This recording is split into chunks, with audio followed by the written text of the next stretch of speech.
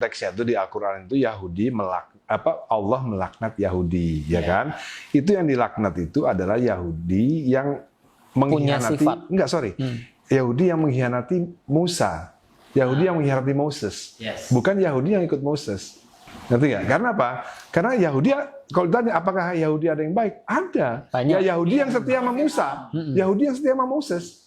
Karena apa? Yahudi yang setia sama Moses itu akhirnya mereka punya keturunan lain, Nabi Ilyasa, betul, Sulaiman segala macam. Jadi dari awal memang ada Yahudi yang jahat, yaitu Yahudi yang mengkhianati. Ketika Nabi Musa mencari di bukit itu, mereka kan nggak salah, akhirnya mereka nyembah sapi lagi, nyembah sapi lagi. Itu yang dilakukan Allah, gitu kan? Bukan Yahudi yang setia pada Moses. Karena akhirnya apa? Karena Yahudi yang Bani Israel yang setia pada Moses, akhirnya toh mereka juga punya keturunan nabi-nabi lagi sampai Isa Al-Masih. Betul. Nah, Arab pun ada yang Abu Jahal, Abu Lahab kan itu Arab juga gitu loh. Jadi kita mesti konteksnya mesti benar gitu. Dan Yahudi ada yang jelek, Arab juga ada yang jahat. Siapa yang Arab yang jahat? Ya Abu Jahal, Abu Lahab. Abu Sofyan pun kan juga sebenarnya masuk Islam gara-gara terpaksa. Foto Makkah. Ada generalisasi ya. Betul. Tidak boleh generalisasi. Karena saya selalu menyampaikan yang paling mudah adalah dalilnya istri Rasul Sofia orang Yahudi.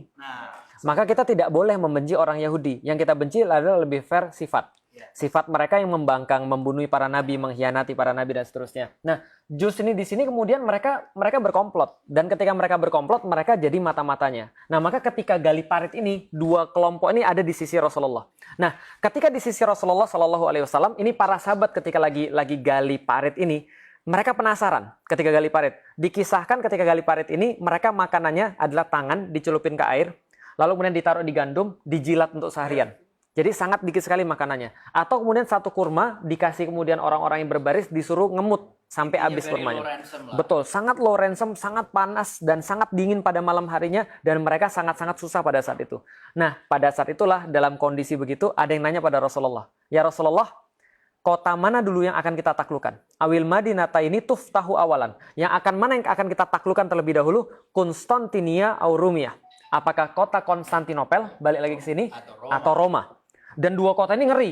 Konstantinopel ini kota terbesar di dunia dan terindah di dunia pada zamannya.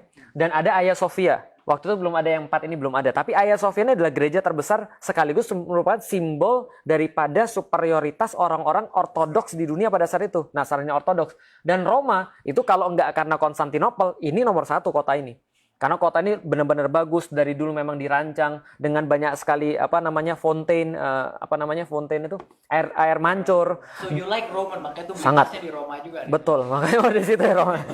Nah, jadi di setiap alun-alun itu ada banyak fontaine, dan hebatnya fontaine di Roma sampai detik saya berbicara itu airnya diambil daripada gunung-gunung dan bisa langsung diminum. Jadi kalau ke Roma, saya pernah ke Roma wudhu di depan Spanish Step. Wudhunya di depan itu, di depan fontaine kura-kura itu. Di wudhu di situ, terus naik, terus kemudian sholat. Di foto-foto orang, gitu segala macam. Ya intinya adalah, di situ adalah dari dulu memang kota yang sangat bagus sekali. Dan orang-orang Romawi selalu bangun kota di atas 7 bukit. Selalu. Karena mereka meyakini 7 itu adalah tempat mereka bangun untuk dewa-dewa mereka. Nah, maka Konstantinopel, Roma sama-sama kota 7 bukit. Sama-sama kota 7 bukit, dan ini indah kedua setelah Romawi. Nah, para sahabat nanya pada Rasulullah dalam masa itu, "Ya Rasulullah, yang mana akan kita taklukkan terlebih dahulu? Konstantinopel atau Roma?" Jadi bayangkan dalam kondisi ngeri kayak gitu, ini ada sahabat yang nanya, kalau kita boleh mengakses kondisi mental mereka, mereka itu memang betul capek, tapi mereka penasaran. Karena mereka sudah tahu seluruhnya akan takluk dua-duanya, tapi mereka nggak sabar pengen tahu yang mana dulu yang takluk, Konstantinopel atau Roma. Rasul jawab, "Madinatu Hiraqla tuftahu awalan." Yang akan kalian taklukkan terlebih dahulu, wahai kaum muslimin, adalah kotanya Heraklius. Itu Yahudi langsung bilang gini, dalam sirah diceritakan, Muhammad gila. Karena Muhammad bicara tentang sesuatu yang nggak mungkin terjadi.